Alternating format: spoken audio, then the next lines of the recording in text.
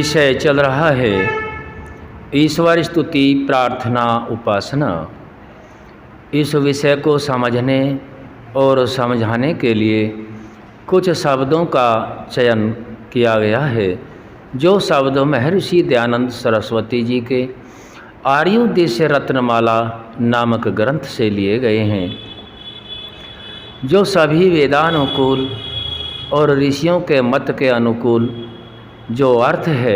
उसको समझने और समझाने का प्रयास किया जाता है, जिसमें आज का शब्द है आप्त किसे कहते हैं। आप्त अर्थात जो छल आदि दोषों से रहित है, धर्मात्मा है, विद्वान है, सत्योपदेष्टा है, सब पर कृपा दृष्टि से वर्तमान होकर अविद्या अंधकार का नाश करके अज्ञानी लोगों के आत्माओं में विद्या रूप सूर्य का प्रकाश सदा करे, उसको आप्त कहते हैं। आप्त पुरुष के बारे में महर्षि दयानंद सरस्वती जी श्री कृष्ण के बारे में लिखते हैं कि श्री कृष्ण का जीवन आप्तों के सदृश था। उस काल में श्री कृष्ण ने ऋषि अपने सत्यार्थ प्रकाश नामक ग्रंथ में लिखते हैं, श्री कृष्ण ने अपने जीवन में कोई भी अनैतिक कार्य नहीं किया, उनका जीवन आप्तों के सदृश था। अर्थात जो मायावी से उल्टा अर्थात धर्मानुकूल, जो जिसके अंदर छल आदि का दोष नहीं होता है और जो धर्म के अनुसार ही अपना नित्य कर्म करते हैं, उन सभी विद्वान जो वेद विद्या के अनुसार ही अपना जीवन चलाते हैं, सत्य उपदेष्टा जो सत्य को ही सर्वोपरि मानते हैं और सभी पर कृपा दृष्टि से हमेशा वर्तमान यानी कि पहले भी जीवन से बाद में भी सब दृष्टि से कृपा दृष्टि से वर्तमान होकर के जो अविद्या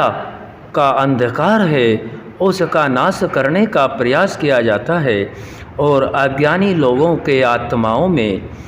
विद्या का प्रकाश सूर्य के प्रकाश के सदृश करते हैं, उनको आप्त कहा जाता है। जो धर्मात्मा, जितेंद्रिय, पुरुषार्थी, योगी, विवेकी, चरित्रवान, महान अर्थात गुणों में अधिक संपन्न है, उसको हम आप्त पुरुषों की श्रेणी में रखते हैं। क्योंकि महर्षि दयानंद सरस्वती जी आप्त पुरुषों के मार्ग के बारे में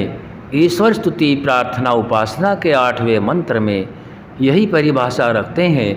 कि हमें आप्त पुरुषों के मार्ग से संपूर्ण प्रज्ञान व उत्तम कर्म प्राप्त कराइए। अब यहाँ समझने वाली बात यह है, समाज के अंदर यदि निकृष्ट, छली, कपटी, दंभी, अहंकारी की संख्या ज़्यादा होगी तो सभी ज़्यादा से ज़्यादा की संख्या मनुष्यों के अंदर वह गुण प्रवेश कर जाएंगे। और जो धर्मात्मा, जितेंद्रिय, पुरुषार्थी आप्त पुरुषों का मार्ग है, आप्त पुरुषों के मार्ग से उत्तम कर्म और प्रज्ञान हम सभी को राज्य आदि ऐश्वर्य प्राप्त करना होता है, तो यहाँ आप्तों का जीवन चरित्र बहुत ही उज्ज्वल उत्कृष्ट रखा गया है। जो वेदानुकूल जीवन जीते हैं, सत्य उपदेष्टा होते हैं, सभी के ऊपर कृपा दृष्टि रखते हैं, जो हमारे आप्त पुरुष हैं, महर्षि दयानंद सरस्वती जी हैं, योगीराज कृष्णचंद्र है, आदित्य ब्रह्मचारी हनुमान है, रामचंद्र जी हैं, ऋषि ब्रह्मा से लेकर महर्षि दयानंद पर्यंत सभी ऋषि मुनियों के जो मत हैं, ये सब आप्तों के हमारे लिए संदेश हैं। क्योंकि यदि आप्त पुरुष भूमंडल पर नहीं होते तो मनुष्य को ज्ञान प्राप्त नहीं हो सकता। आप्तों की जगह मायावी होंगे तो मायावी का ज्ञान प्राप्त हो जाएगा। इसीलिए ऋषि दयानंद सरस्वती जी है मंत्र में इस प्रकार से समझाते हैं कि आप्त पुरुषों के मार्ग से उत्तम कर्म प्राप्त कराइए और राज्य आदि ऐश्वर्य की प्राप्ति कराइए। तो परमपिता परमात्मा से यही प्रार्थना करते हैं। आप्तों की परिभाषा में भी वही आता है कि हमारे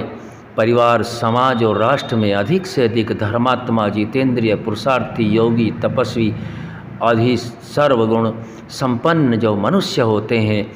उनका जीवन भर कोई लेश मात्र भी छल कपट नहीं होता, उनको आप्त कहते हैं, क्योंकि आप्तों के मार्ग से ही हमें उत्तम कर्म प्राप्त होते हैं। आज हमने आप्त के विषय में जाना है, आज यहीं तक रखेंगे, आगे का शब्द फिर रखेंगे। ओम शम।